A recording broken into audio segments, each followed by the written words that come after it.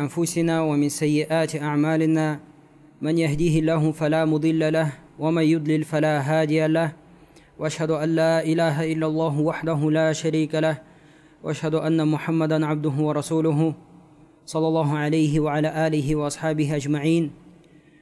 يا أيها الذين آمنوا اتقوا الله حق تقاته ولا تموتن إلا وأنتم مسلمون. يا أيها الذين آمنوا اتقوا الله وقولوا قولا سديدا يصلح لكم أعمالكم ويغفر لكم ذنوبكم ومن يطع الله ورسوله فقد فاز فوزا عظيما. أما بعد، فإن أصدق الحديث كتاب الله وخير الهدي هدي محمد صلى الله عليه وسلم وشر الأمور محدثاتها وكل محدثة بدعة وكل بدعة ضلالة وكل ضلالة في النار. أما بعد، ассаламу алейкум ва рахматуллахи ва баракатух. Бүгін Аллахтың қалауымен имам Абдурахман ас-Саади, Абдурахман ибн Наср ас-Саади рахматуллахи алейхидің Аллах тағаланың жалғыздығын және кемелдігін бекітетін ақли дәлелдер атты кітабын оқуды бастаймыз. Және де бұл кітап негізінде өте маңызды кітап болып есептеледі, әсіресе қазіргі заманда. Себебі бұл кітап мұсылманның негізі бүкіл адамның фитрасында бар Аллахқа деген сенімді берік қылатын және де адамның яқинын үлкейтетін, көбейтетін кітаптардың бірі. Бұл кітапты және де бұл өте қысқаша кітап, және де Абдурахман ас-Саади рахматуллахи алейхи өте жақсы түрде жинаған, өте жақсы тәртіппен келтірген кітап болып есептеледі. Және де бұл кітапқа кіріспей тұрып, яғни бұл ақидадан кітап кіріспей тұрып, бұл кітапты оқымастан бұрын кішкентай кіріспе жасар жөн деп ойлаймын. Және де бұл кіріспеде біздер ақиданың анықтамасын және де ақиданың не нәрсені қамтитындығын және де оның маңыздылығын, және де дәлел деген не, және де ақли дәлелдерді мұсылман адам қалай қолданады, және ақли дәлелдердің жақсы түрі бола ма, яғни мақталатын және датталатын түрі бола ма, болмай ма, және де мунхарифтардың, яғни тура жолдан тайып кеткен адамдардың дәлелін, сөздерін дәлел ретінде келтіруге бола ма деген сұрақтарды және де осындай тақырыптарды талқылап көреміз кіріспеде. Және де уақыт қалып жатса, кітаптың өзінің кіріспесін оқуды тырысамыз иншаллаху тағала. Біріншіден, ақида деген не? Ақида деген не? Ақида араб тілінің ақада деген сөзінен шыққан. Ақада деген байлау, яғни бір нәрсені байлау деген сөзден шыққан. Ал оның терминологиялық мағынасы жүрекке байланған сенім, жүрекке байланған берік сенім. Бұл сенім ақиқат болсын, немесе жалған болсын. Яғни жүрекке байланған берік сенім, ақиқат сенім болсын, жалған сенім болсын. Бұл ақиданың анықтамасы. Енді бұл ақида ислам дінінде қай жерлерден алынады? Яғни ислам эпистемологиясында ақиданың қайнар көзі қайда деген сұраққа жауап беретін болсақ, негізгі қайнар көз болып табылатын нәрсе бұл Құран және сүннет және де ижма, адамдар, мұсылмандардың немесе алғашқы ізгі мұсылмандардың, сахабалардың және де олардың шәкірттерінің бір ауыздан келіскен сөзі. Осы негізгі қайнар көздер ақида бабындағы. Және де ақидаға дәлел болатын нәрселер, бұл нәрсені біз манағы негізгі қайнар көздерден алып шыққан нәрселер, бұл фитра, яғни адамның, Алла субхана ва тағала әрбір адамның сана сезімін берген кезде осы фитрасы болады. Яғни фитра деген не? Бір адамның инстинкті, яғни инстинкті және де сезімі, жамандық пен жақсылықты айыратын, және де бұл фитрамен адам басқа хайуандардан ерекшеленеді. Бұл фитрамен адам басқа хайуандардан ерекшеленеді. Және де ақыл. Яғни ақыл өздігінен дәлел болып есептелмейді. Ақиданы исбат қылуға, бір ақиданы сенімді бекітуге дәлел болып есептелмейді. Бірақ ол, яғни екінші орындағы дәлел, яғни Құран мен сүннетке еретін дәлел. Себебі Құран мен сүннеттің дәлелдері және ижманың дәлелдері ешқашан сау ақылға қарсы келмейді. Сау ақылға қарсы келмейді. Осы қысқаша айтқанда қайнар көздер, яғни негізгі қайнар көздер бізде үшеу, ол Құран, сүннет және де ижма, және де оған дәлелдер өте көп. Құранда мысалы уатиуллаха уатиур расул, Аллахқа итағат қылыңдар, бойысыңдар, Аллахтың елшісіне итағат қылыңдар деген аяттар бар. Немесе уаттабиу ма унзила илейкум мин роббикум ва ла таттабиу мин дунихи аулия деп айтады Аллах Тағала. Сендер Аллах сізге түсірген нәрсенің артынан еріңдерді, басқа нәрселерге ермеңдер деп айтады Аллах Тағала. Және де осына аяттар және де хадистер өте көп. Пайғамбар Мұхаммад саллаллаху алейхи ва саллям мысалы Ирбат ибн Сария хадисінде айтады: "Алейкум бисуннати ва суннати хулафаи рашидин аль-махдиин, адду алейха бин наваджиз, ва iyyakum ва мухдасатил умур, фа инна кулла мухдасатин бид'a ва кулла бид'атин далала ва кулла далалатин фин-нар" деп айтады.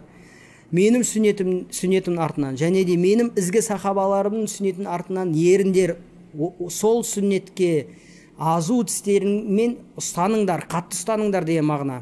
Және де мен сендерді діндегі жаңалықтардан қайтарамын деп айтқан пайғамбар Мұхаммад саллаллаху алейхи ва саллям. Себебі бұл жаңалықтардың түгелі бид'a дейді, ал бидағаттың түгелі адасушылық деп пайғамбар Мұхаммад саллаллаху алейхи ва саллям айтқан. Және ондай дәлелдер өте көп. Ал ижмаға дәлел келетін болса, пайғамбар Мұхаммад саллаллаху алейхи ва саллям айтады: "Ла тажтамиу уммати аля далала", менің үмбетім адасушылыққа бір ауыздан келіспейді деп айтады. Яғни егерде бір мәселелерде, яғни бұл үмбет не деген сөз? Кімдер? Сахабалар және де табииндер. Оны басқа хадисте пайғамбар Мұхаммад саллаллаху алейхи ва саллям түсіндіргендей: "Хайрун насу қарни, сумма лазина ялунахум, сумма лазина ялунахум" деп айтады. Яғни ең ізгі адамдар мен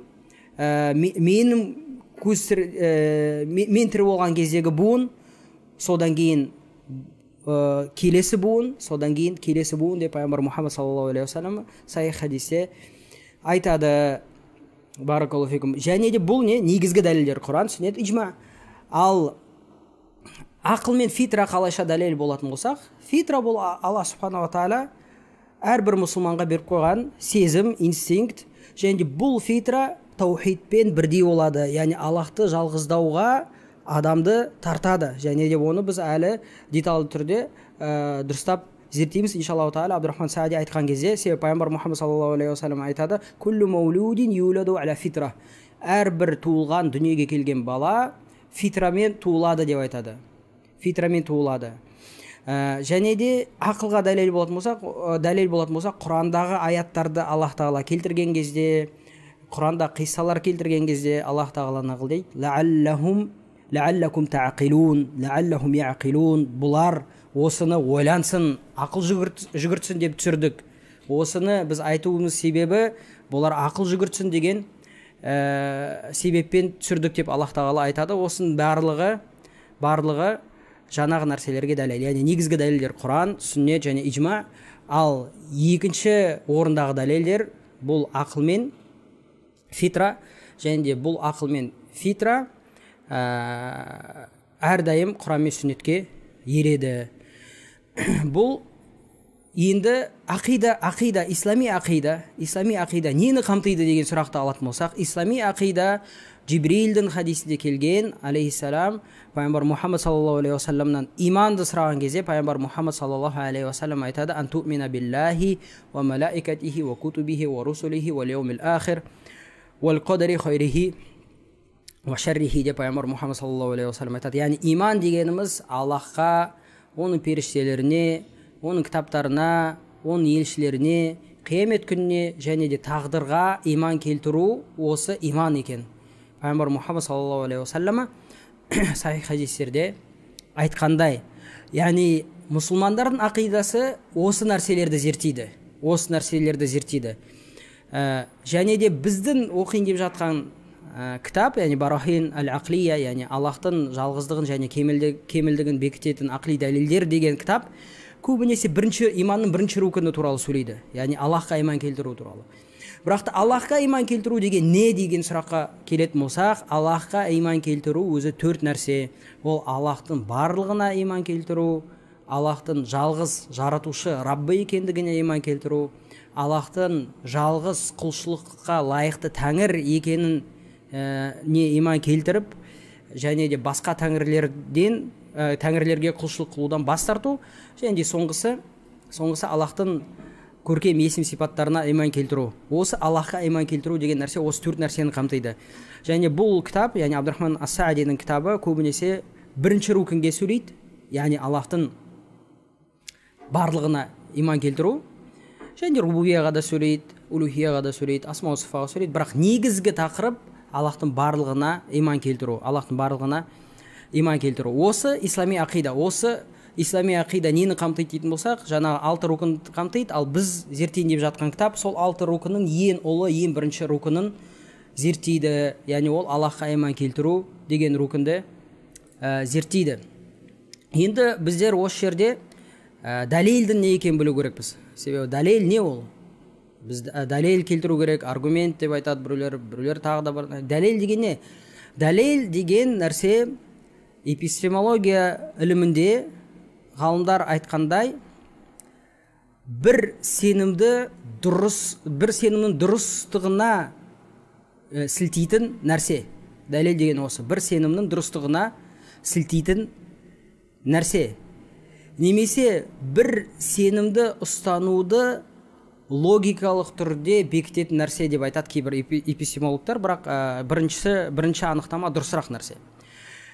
Енді Аллахтың барлығына иман келтіруге дәлелге мұқтаж ба адам, мұқтаж емес па, ол сондай мәселе ма, ізденетін, дәлел талап ететін нәрсе ма, ондай емес па деген сұраққа келетін болсақ, негізінде ол сұрақтың жауабы Аллахтың барлығына иман келтіру үшін дәлел керек емес. Себебі бұл нәрсе әрбір адамның фитрасында бар нәрсе. Яғни әрбір адам өзінің инстинктімен, өзінің сеніммен Аллах субхана ва тағала бар екенін біледі. Және де ол туралы Шейхул Ислам ибн Таймия рахматуллахи алейхи өзінің Баяну Талбисил Джахмия кітабының 4-ші томда 570-ші бетінде айтады: Ал-иқрару, яғни мазхабу салаф, салафтардың мазхабы, яғни алғашқы ізгі мұсылмандардың мазхабы Алла субхана тағала иман келтіруде. Қандай болған деген сұраққа имам ибн Таймияны ал деп айтады: Ал-иқрару бис-сони' фитриюн, даруриюн, бадихиюн, ла яджибу ан ютаваққафа аля назари вал истидлал деп айтады. Аллахтың бар екендігін, жаратушының бар екендігі бұл фитри нәрсе, адамның әрбір адам табиғатында бар нәрсе, сенімінде бар нәрсе деп айтады. Дарури және бадихи, яғни логикалық және де дарури, яғни адам оған дәлелге мұқтаж емес ілім деп айтады. Түсіндің ме? Сондықтан бұл мәселеде бұл мәселе негізгі дәлел талап етпейді бұл нәрсеге. Яғни жаратушы бар ма жоқ па деген мәселеде дәлел негізі талап етілмейді деп айтады Шейхул Ислам Таймия. Және бұл дұрыс нәрсе. Яғни біреулер айтуы мүмкін, Шейхул Ислам Таймия кім? Ол 728 жыл қайтыс болған. Ол қай жерден айтты, қалай зерттейді дейтін болса, негізгі қазіргі жаңағындай антропологтар, психологтар және де философтар осы нәрсені дұрыс екендігін дәлелдеді. Яғни өздерінің эмпирикалық дәлелдері арқылы, эмпирикалық яғни тәжірибелер арқылы расында адамдардың яғни затынан дейді. Адамдардың затынан, яғни адамдардың табиғатынан дейді, Аллахқа иман келтіру, жаратушыға иман келтіру. Және бұл нәрсені мысалы Оксфорд университетінде зерттеулер жүргізген, және де олар осындай нәтижемен шыққан.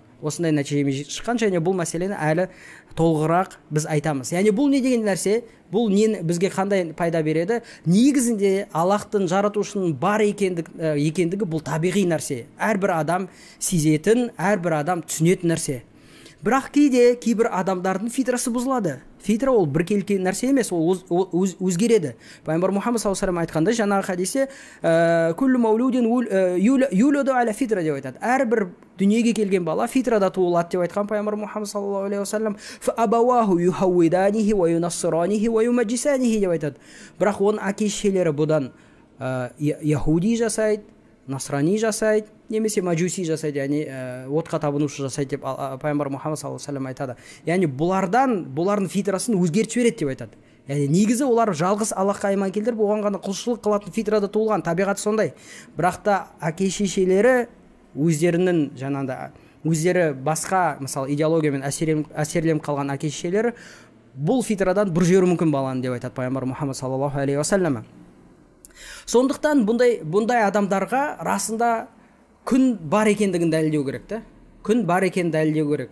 Сондықтан сондай адамдар қазір көбейгендіктен өзіміздің танысымыз сондай адам болуы мүмкін. Солармен сөйлесу үшін біздер осы мәселеге, яғни жаратушының бар екендігіне дәлелдер, ақли дәлелдер олармен келтіруге мұқтаж болу мүмкінбіз. Сондықтан Шейхул Ислам Таймия рахматуллахи алейхи өзінің Дару Таарудил Ақли ва Нақл деген кітабында 3-ші томда 304-ші бетінде айтады: "Ва ин кана дарурияттан фи хаққи ахли фитри салимати факасиру минан наси яхтажу фиха иля назар вал инсану қад ястағни анху фи хал ва яхтажу илейхи фи хал" деп айтады. Аллахтың бар екендігіне, жаратушының бар екендігі негізгі дорури, яғни табиғи нәрсе, дәлел талап етпейтін нәрсе болса да, кімдер үшін фи хаққи ахлил фитри салима дейді, кімдердің фитралары бұзылмаған, сау болған адамдарға оларға дәлел керек емес деп айтады. Бірақ дейді, факасиру минан нас яхтажу фиха иля назар, адамдар адам көбісі дейді осы мәселеде дәлелге мұқтаж дейді. Не үшін? Жаңа фитралары бұзылған, шубухаттар келген, әртүрлі күмән, күдіктер келген, сондықтан бұларға осы күдік күмәндарды кетіру керек. Сондықтан Шейхул Ислам Таймия ары қарай айтады: "Уал инсану қад ястағни анху фи хал ва яхтажу илейхи фи хал" дейді. Адам кейде осы мәселеге, яғни Аллахтың бар екендігіне дәлелдер келтіруге мұқтаж болуы мүмкін, кейде оған мұқтаж емес болу мүмкін деп айтады. Сондықтан бұл нәрсе негізі жаңағындай Аллахты атеизм деп айтады, Аллахты жоқ деп айту, жаратушы жоқ деп айту, бұл нәрсе негізінде көп адам ұстанбаған, яғни баяғы адамдарды қарайтын болса, олар ұстанбаған. Бұл мәселе қашан бір 250 жыл бұрын ғана, 200-250 жыл бұрын пайда болған нәрсе, қашан сол француздық революция болған кезде, сол кезде адамдар Аллахты жоқ, Құдай жоқ деп әртүрлі сөздер, әртүрлі идеологиялар таралғаннан кейін ғана көп адамның фитрасы бұзылды. Сондықтан бұл мәселені қазір кейбір адамдарға осындай дәлелдермен түсіндіру керек болу мүмкін. Сондықтан Шейхул Ислам ибн Таймия рахматуллахи алейхи Маджмуул Фатауа кітабында, Абдурахман ибн Қасим кітабында Маджмуул Фатауа 20-ші том 164-165 беттерінде Шейхул Ислам Таймия ал деп айтады: "Факуллу ман лам юназир ахлал илхади вал бид'i муназарatan тaqta'u дабирахум лам якун а'та al-ислам хаққаху ولا وفى بموجب العلم والإيمان ولا حصل بكلامه شفاء الصدور وطمأنينة النفوس ولا أفاد كلامه العلم واليقين" деп айтыр. Шейхул Ислам Таймия айтады: кімде-кім Құдай жоқ дейтіндерді немесе бидағат иелерімен олардың дәлелдерін жоққа шығаратын түрде диспут жасамайтын болса, бұндай адам ислам дініндегі ақысын бермеді, ислам дініне дұрыс ақысын бермеді деп тұр Шейхул Ислам Таймия. Және де өзінің іліммен иманының ақысын бермеді деп тұр.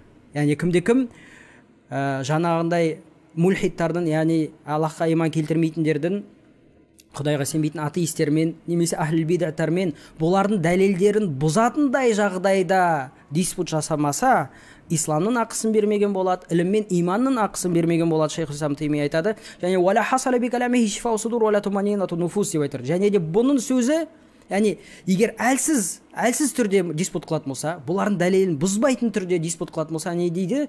Ла хасала би каламихи шифау судур деп тұр. Бұның сөзімен ешқандай жүректер емделмейді дейді. Және де ешқандай адамдардың нәпсілері не істемейді, тынышталмайды деп тұр. Уала афада каламуху ал-илма вал-яқин. Және де егерде ол дұрыс түрде, олардың дәлелдерін бұзатын түрде диспут жасамайтын болса, бұның сөзі іліммен яқинге келтірмейді, біліммен яқинге, яғни айқын сенімге келтірмейді деп Шейхул Ислам ибн Таймия айтады. Бұл не деген сөз? Яғни кімде кім Аллахтың егерде атеистермен кездесіп, олармен мысалы диспутке түсетін болса, сол кезде қатты дәлелдер келтіру керек. Қатты дәлелдер келтіру керек. Яғни күдігі бар, күмәні әлсіз дәлелдерден аулақ болу керек деген сөз. Түсінді ме? Сондықтан біздер қазір оқитын дәлелдердің көбісі сондай. Шейх Абдурахман ас-Саади келтірген дәлелдердің көбісі сондай. Баракаллаху фик. Сондықтан әрбір адам келіп бұл мульхидтармен, яғни атеистермен айтыса бермейді. Дәлелі қатты болған, диспутқа шыдай алатын, диспуттың әдептерін білетін адам ғана олармен бірге осындай полемикаларға, яғни пікірталастарға кіріссе болады, және де қандай түрде бұлардың дәлелдерін бұзатын түрде болу керек деп Шейхул Ислам Таймия айтып тұр. Енді біздер айтамыз, ақли дәлелдер дейміз. Біреулер айтады, сіздер өздеріңіз айтасыз, яғни ахли сунна вал жамаа, жаңағындай салафтардың жолын ұстанушылар, сіздер өздеріңіз айтасыз, ахлюл калам, яғни жаман, ахлюл каламның сөзі алынбайды, ахлюл каламнан ілім алынбайды дейсіз да. Өзіңіз ахлюл каламның дәлелдерімен атеистерге жаңағындай жауап бересіз, атеистерді критика жасайсыз, сынайсыз деп айтады. Бірақ біздер нені білу керекпіз бұл жерде? Калам, яғни жаңағындай логикалық дәлелдер, немесе жалпы ақли дәлелдер түгелі жаман емес, түгелі датталатын дәрежеде емес. Бар кейбір нәрселер жаман, сыналатын, датталатын, сөгілетін нәрселер бар ақли дәлелдерде. Бірақ ол дәлелдер негізі ақли дәлел болып есептелмейді, себебі ол әлсіз ақылдың дәлелдері. Ал қатты мадақталатын ақли дәлелдер болатын болса, бұл нәрселер Құранда толып жатыр, және де сүннетте толып жатыр. Оны әрдайым келіп Аристотель, немесе Платон, немесе басқа да бір философтардан алу қажет емес. Құранның ішінде келген дәлелдер, ақли дәлелдер жеткілікті. Сондықтан Шейхул Ислам Таймия рахматуллахи алейхи өзінің Мажмуул фатауасында, яғни Абдурахман ибн Қосимның Мажмуул фатауасында 13-ші томда 147-ші беттен ал деп айтады: «Ас-салафу лам язумму джинсал калам» деп тұр. Салафтар, яғни алғашқы ізгілер, сахабалар, табииндер, атбау табииндер, яғни мұсылмандардың бірінші ұрпақтары, бірінші буындары каламды, яғни жаңағындай философия, логиканы толықтай сөкпеген деп тұр. Фаинна кулла адамиен ятакаллам, себебі әрбір адам осындай ақли нәрселерін айтады деп тұр. ولا ذم الاستدلال والنظر والجدل الذي أمر الله به رسوله صلى الله عليه وسلم والاستدلال بما بينه الله ورسوله. يعني және де салафтар ешқашанда Аллах әмір еткен, және де пайғамбар Мұхаммад саллаллаху алейхи уассалам әмір еткен, және де Аллах пен оның елшісі саллаллаху алейхи уассалам баяндаған дәлел, яғни және пікірталас, және де осындай нәрселерді олар сөкпеген деп тұр. Яғни пікірталасты қай жолмен? Аллах әмір еткен жолмен, және пайғамбар Мұхаммад саллаллаху алейхи уассалам баяндаған жолмен пікірталасты салафтар сөкпеген деп тұр. Бәл вала замму каламан хуа хаққун. Яғни одан бетер салафтар, яғни алғашқы мұсылмандар ақиқат болған, бірақ Құран мен сүннетте жоқ сөзді де сөкпеген деп тұр. Яғни ақиқат сөз келсе, бұл Құран мен сүннетте жоқ сөз, оны да сөкпеген деп тұр. Егер де ол сөз ақиқат болатын болса, шындық болатын болса. Бәлзаммул каламал батил.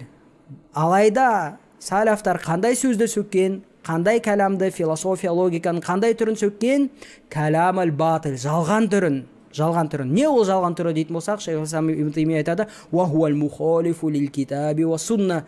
Бұл қашанда кітаппен, яғни Құран мен сүннетке қарсы болатын болса, осындай жағдайда бұлар каламды сөккен деп тұр.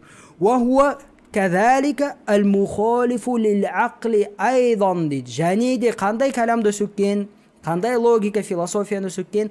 Ақылға қарама қаршы келетін, ақылмен сыймайтын нәрселерді сөккен. Яғни кім айтты? Әрбір ақли дәлелдер расында дұрыс ақылға сәйкес келеді деп.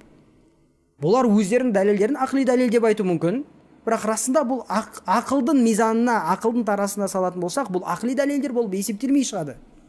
Сондықтан салафтар осындай нәрсені сөккен деп тұр шейхул ислам. Фал каламу ллази заммаху салаф хуал каламул батил ва хуа ал мухалифу лиш-шар'i вал ақл. Сондықтан қандай каламды салафтар сөккен дейтін болса, алғашқы ізгі мұсылмандар қандай философия, логиканы сөкті деген сұрақ келетін болса, бұлар жалған каламды сөккен.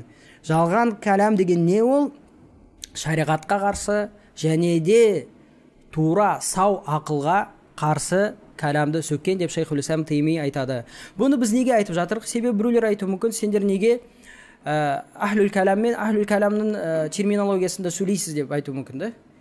Немесе ахлюл каламдардың өзі айтады, сіздер бізді сөйлейсіздер, біздер калами қағидаларды қолданамыз, ақли логикалық қағидаларды қолданамыз деп бізді сөйлейсіз, өзіңіз соны қолданасыз деп айтуы мүмкін. Бірақ біздер не айту керекпіз? Сіздер ажырату керексіз. Әр бір адам ажырату керек. Ненің арасында ақиқат болған ақли дәлелдермен және жалған ақли дәлелдерден ажырату керек.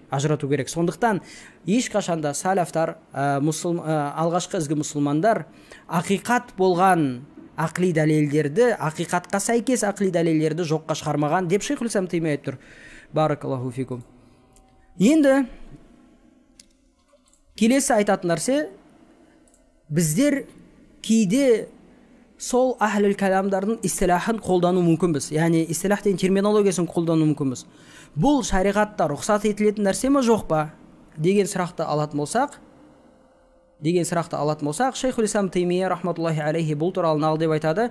Сол Мажмуул фатауада 3-ші томда 306-ші бетте айтады: "Ва амма мухатабату ахли истилахихим ва лугатихим фалейса бимакрухин иза ихтиджа иля залика ва канат аль-маани сахихатан كمخاطبة العجم من الروم والفرس والترك بلغتهم وعرفهم فإن هذا جائز حسن للحاجة وإنما كرهه الأئمة إذا لم يحتج إليه деп айтады. Ал егер де шейхул ислам Тайми айтыр, кейбір адамдардың өзінің терминологиясы болуы мүмкін. Кейбір адамның өздерінің терминологиясы болуы мүмкін.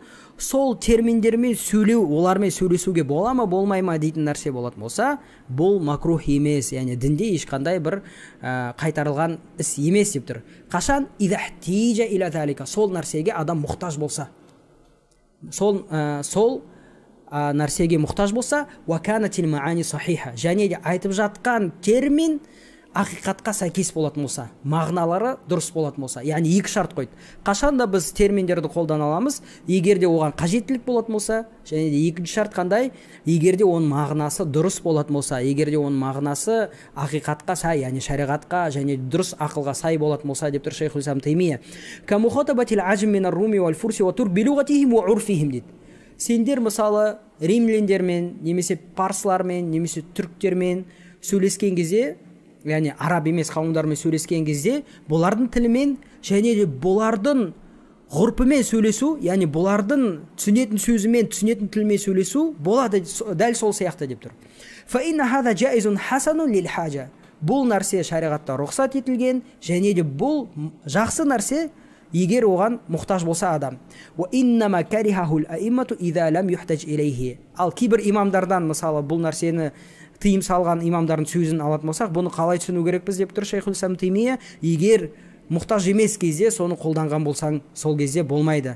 Мысалы адам ахли суннаның негіздері, оның негіздері ахли суннаның негіздері, ол Құран мен сүннетті айтсаң қабылдайтын адам, оған келіп сен келіп мысалы мұқаддима ула, мұқаддима сәния, нәтиже деп сөйлеу, яғни бірінші сілтеме, екінші сілтеме, содан кейін екі сілтемеден шығатын нәтиже мынандай деп сөйлеу, оған қажеті жоқ мысалы да, түсіндірсіз ба? Ал егер бір адам болатын болса, осылайша түсінбейді, яғни Құранда былай келді деп айтсаң түсінбейді, оған осылай түсіндіру керек, шайнап беру керек бүкіл мағлұматты. Солай болатын болса, яғни логикалық жағынан болатын болса, дедукция жағынан болсын, индукция жағынан болсын, оны түсіндірсе проблем жоқ деп шейхул ислам Таймия Мажмуул фатауада айтып тұр.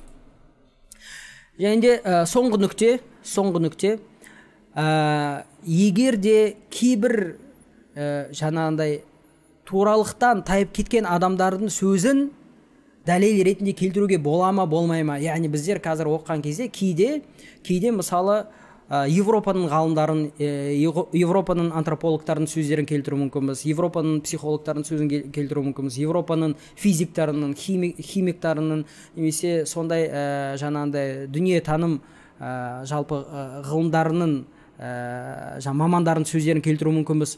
Сол келтіру шариғатта сондай нәрсе бола ма, болмай ма деген сұрақ болатын болса, оған шейх ибн Таймия рахматуллахи алейхи Мажмуул фатауада 12-ші томда 314-ші бетте айтады: "Ва أعظم ما يستفاد من أقوال المختلفين الذين أقوالهم باطلة" дейді.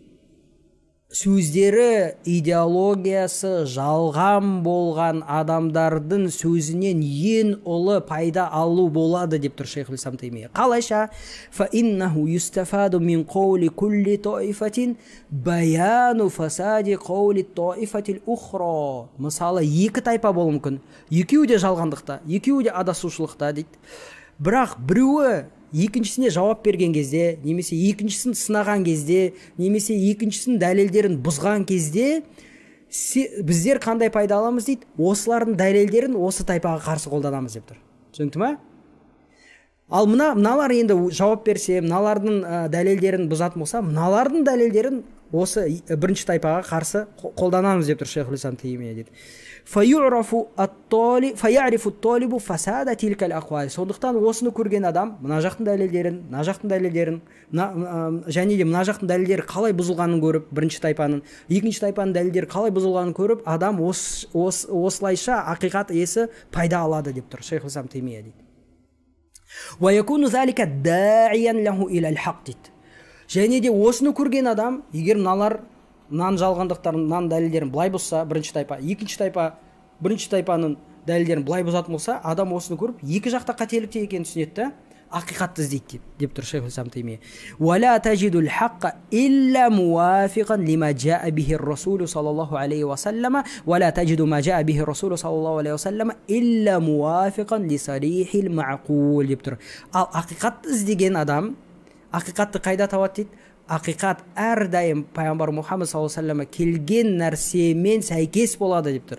Және де пайғамбар Мұхаммед саллаллаху алейхи ва саллям келген дін, шариғат әрдайым дұрыс ақылға сәйкес болады деп шейх ибн Таймия осылайша айтады. Яғни бұл не деген сөз? Егерде бір жалғандық иесі, адасушылықтың иесінің сөзін ақиқатты бекіту үшін қолдануға болады деген сөз шейх ибн Таймия, және де басқа пайдалар да бар бұл сөзден, өзіңіз жаңа көргендей. Баракаллаху фикум. Осылайша кіріспе бітті. Енді біздер кітаптың өзін оқысақ болады, және де кітаптың мұқаддимасынан, яғни кіріспесінен бастасақ болады. Имам Абдурахман ибн Наср ас-Саади рахматуллахи алейхи айтады: Бисмиллахир-рахманир-рахим, Алхамдулиллахи вассалату вассалаллаху аля Мухаммадин вассалям деп тұр. Яғни бисмиллахир-рахманир-рахим, Алхамдулиллах вассалаллаху аля Мухаммадин вассалям. Хади мухадаратун азима, мухтавиятун аля танбихил вадихи иля аль-барахин аль-aqliyya аля вихданияти Рабби ва вужухи камалихи деп тұр. Бұл мухадара деп тұр. Мухадара негізінде лекция деген сөз. Бірақ бұл шынымен мухадара болды ма? Яғни Абдурахман ас-Саади осындай лекция беріп, сосын бұл лекция жазылды ма? Немесе мухадара деп Абдурахман ас-Саади, яғни хадара, юхадару деген сөз, яғни бір нәрсені еске алу деген мағынадан шыққан ба деген нәрседе ғалымдар екі түрлі пікірде бар, бірақ ол бізге қатты, ол хилафты талдаудан бізге қатты пайда жоқ. Сондықтан біз айтамыз, осы кітап өте ұлы кітап деп тұр шейх Абдурахман ас-Саади. Мухтауия аля танбихил вадих иля аль-барахин аль-aqliyya аля вахданияти Рабби ва вужухи камалихи деп тұр. Және де бұл кітап Раббының жалғыздығын және де кемелдігін бекітетін ақли дәлелдерді, яғни анық айқын ақли дәлелдерді өзіне қамтыған деп тұр Абдурахман ас-Саади. Ары қарай айтады: "И'лам анна хазил мас'ала а'замул масаили аля ал-итлaq." Біл дейді, бұл мәселе, яғни Аллахтың барлығын, жалғыздығын және кемелдігін тану, бұл ең ұлы мәселелердің бірі, абсолюттік түрде. Одан ұлы нәрсе жоқ деп тұр. Ва акбаруха, ең үлкен мәселе, ва аужабуха ва анфауха ва аудахуха дейді. Және ең пайдалы, ең міндетті және де ең яғни адам айналысатын нәрсе осы нәрсе деп тұр. وعليها اتفقت جميع الكتب المنزلة عن الله على رسله وجميع الرسل. және де бұл мәселеге, яғни Аллахтың жалғыздығына бүкіл Аллах тарапынан түскен кітаптар біргеді дейді. Осы нәрседе біргеді. Ешқандай қарама-қайшылық жоқ деп тұр. وجميع الرسل, және де қалған бүкіл елшілер бұл нәрседе бір ауыздан келіскен деп тұр Абдурахман ас-Саади. وهي أهم ما دعا إليه الرسل أممهم. және де бұл елшілер өздерінің үмбетін шақырған ең маңызды нәрсе. فكل رسول يقول لقومه, әрбір елші өзінің қауымына нағыл деп айтқан: اعبدوا الله ما لكم من إله غيره. Аллахқа құлшылық қылыңдар, сендерге одан басқа илах, тәңір, құлшылық қылынатын тәңір жоқ деп тұр Аллах тағала. ويذكرون لأممهم من أسماء ربه وأوصافه ونعمه وآلائه وألطافه ما به يعرفون ربهم ويخضعون له ويعبدونه. және де елшілер өздерінің қауымына Аллахтың есімдерін баяндаған, Аллахтың сипаттарын баяндаған, Аллахтың берген оларға нығметтерін, сыйларын және мейірімділіктерін айтатын болған қауымдарына. Не үшін? Ярифуна бихи роббахум. Себебі бұлар осы себеппен Аллахтың есімдерінен, сипаттарымен, нығметтерімен, мейірімділіктері арқылы өздерінің Раббысын таниды дейді қауымдар. Және де бойұсынады, және де оған құлшылық қылады ақыр соңында. Осыны білген адам ақыр соңында құлшылық қылады дейді Аллах тағала. وَالْقُرْآنُ الْعَظِيمُ مِنْ أَوَّلِهِ إِلَى آخِرِهِ يُبَيِّنُ هذه المسألة ويذكر لها البراهين المتنوعة. және де ұлы Құран кәрім басынан аяғына дейін бұл мәселені, яғни Аллахтың жалғыздығын баяндайды, және де оған, яғни бұл мәселеге әртүрлі дәлелдер келтірген Құранда. وَيُصَرِّفُ لَهَا الْآيَاتِ وَالسُّنَّةُ كَذَلِكَ. және де әртүрлі аяттар келтірген. Не үшін? Адамдар сол аяттарды көріп, яғни аят деген жаңағындай Аллахтың, яғни адамдарды таңғалдыратын, Аллахтың мысалы мейірімділігі, Аллахтың жаратылыстарын Құранда өте көп зікір қылынады. Не үшін? Адамдар бұл арқылы Аллахтың жалғыздығын тану үшін дейді. және де сүннет те дәл солай дейді. Яғни пайғамбар Мұхаммад саллаллаху алейхи ва саллям сүннеті де дәл солай деп Абдурахман ас-Саади айтты. وليس القصد في هذه المحاضرة ذكر الأدلة النقلية عليها. Біздің мақсатымыз бұл кітапта бұл мәселеге, яғни Аллахтың жалғыздығына нақли дәлелдер келтіру мақсат емес деп тұр. Нақли дәлелдер деген не ол? Яғни Құран мен сүннетте келген дәлелдер. Нишін? فإن الكتاب والسنة فيهما من البراهين والأدلة على ذلك ما لا يعد ولا يحصى ولا يمكن استيفاء بعضه وهي واضحة جلية يعرفها الخواص والعوام وبعد ذلك كاف واف بالمقصود. неге? себебі Құран мен сүннет бұл нәрсені Аллахтың жалғыздығын баяндайтын дәлелдермен толы дейді. Ол дәлелдерді санап біту мүмкін емес. және де бұл дәлелдер өте анық, айқын дәлелдер. және бұл дәлелдерді жалпы мұсылмандар да біледі, және де мұсылмандардың арасындағы ғалымдары да біледі деп тұр. وَبَعْدُ ذَلِكَ كَافٍ وَافٍ بِالْمَقْصُودِ. және де бұл дәлелдердің кейбіреулері бізге бұл мәселені бекітуге, яғни Аллахтың жалғыздығын бекітуге жеткілікті деп тұр. Баракаллаху фикум. Арғарай Абдурахман ас-Саади айтады: "Валакиннана нуриду", яғни бұл кітаптан мақсат не деп тұр? Құран мен сүннеттен келтіретін дәлелдер емес дейді. Қандай дәлелдер? "Валакиннана нуриду фи хадиhi al-muhadara an nushira isharatan yasiratan ila barahiniha al-aqliyyah allati yashtariku fi ma'rifatiha wal khudu'i laha jami'ul uqala min al-bashar." дейді. Алайда біздер бұл кітапта не нәрсеге сілтейміз? Аллахтың жалғыздығын бекітетін ақли дәлелдерге сілтейміз деп тұр Абдурахман ас-Саади. Себебі бұл ақли дәлелдерді бүкіл адамдар біледі дейді. және де бұл ақли дәлелдерге бүкіл адамдардың ақылдылары бойсынады деп тұр Абдурахман ас-Саади. وَلَا يُنْكِرُهَا إِلَّا كُلُّ مُكَابِرٍ مُسْتَكْبِرٍ مُنَابِذٍ لِلْعَقْلِ وَالدِّينِ. және де бұл айқын дәлелдерді тек жоққа шығаратын адам тек қана мукабир, яғни мукабир деген дәлелдері таусылып, ақиқатты қабылдағысы келмей тұрған адам. Мустакбир деген тәкаппар адам. мунабитинил ақли ва дин, дін мен ақылды тастаған адам дейді. Яғни бұл дәлелдерді қабылдамаған адам расында осындай, яғни мукабир, мустакбир, яғни ақиқатты қабылдағысы келмейді тұрған тәкаппар және де ақыл мен дінді тастаған адам деп Абдурахман ас-Саади айтып тұр. وهذه المسألة أوضح وأظهر من أن يحتج لها وتذكر براهينها، ولكن كلما عرف المؤمن براهينها قوي إيمانه وازداد يقينه وحمد الله على هذه النعمة التي هي أكبر النعم وأجلها деп тұр. Және бұл мәселе, яғни Аллахтың жалғыздығын зерттейтін мәселе дейді, ең айқын, анық мәселе. Және де оған дәлел келтіріп керек емес деп тұр. Бірақ та бұл дәлелдерді білген адам, иман келтірген адам, егер бұл дәлелдерді білетін болса, дейді, оның иманы көтеріледі, яқины толық болады деп тұр шейх Абдурахман ас-Саади. Және де Аллахты мадақтай бастайды. Не үшін? Аллах тағала оған осындай нығметті көрсетіп, оған анық қылып берген үшін Аллах тағаланы мадақтай бастайды деп тұр. Яғни манағы Шейхул Ислам Теймияның сөзімен бірдей, Шейхул Ислам Теймия айтқандай, бұл мәселе негізі дәлелге мұқтаж емес, фитри, табиғи нәрсе деп тұр. Бірақ кейбір адамдарға бұл, сен дәлелдерді келтірсең, кейбір адамдардың фитралар бұзылған болуы мүмкін. Сондықтан біздер оларға осындай ақли дәлелдер келтіру керекпіз деп тұр. Ал фитрасы дұрыс және табиғаты дұрыс адам, бұл нәрсені қабылдайтын адам, бұл дәлелдерді білгеннен қандай мақсат және де қандай пайда бар? Иманы көтеріледі және де яқины көтеріледі деп Абдурахман ас-Саади айтып тұр.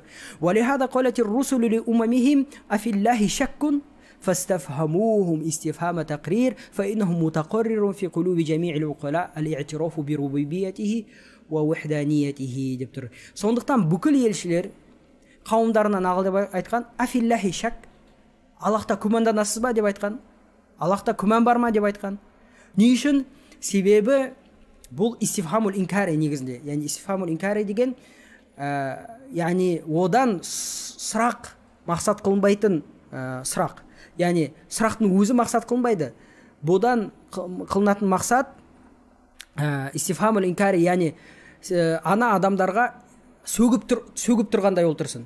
Сендер білесіздер ғой Аллахтың бар екенін. Неге күмәнданасыз деген сияқты. Түсінікті ме? Себебі олар біледі, жүректерінде бар нәрсе. Сондықтан Абдурахман ибн Саади ал дейді, فَإِنَّهُ مُتَقَرِّرٌ فِي قُلُوبِ جَمِيعِ الْعُقَلَاءِ الْإِعْتِرَافُ بِرُبُوبِيَّتِهِ وَوَحْدَانِيَّتِهِ деп тұр. Себебі әрбір ақылды адамның жүрегі Аллахтың жалғыз Рабб екенін және де Аллахтың жалғыздығын бекітеді және де түсінеді және де бұл нәрсені мойындайды деп Абдурахман ас-Саади айтып тұр. Содан кейін шейх Абдурахман ас-Саади рахматуллахи алейхи бірінші дәлелді зикр қылады. Осы бірінші дәлелді иншаллаху тағала келесі сабаққа қалдырамыз. Аллаху а'лам ва саллаллаху аля набийина Мухаммад ва аля алихи ва асхабихи ажмаин.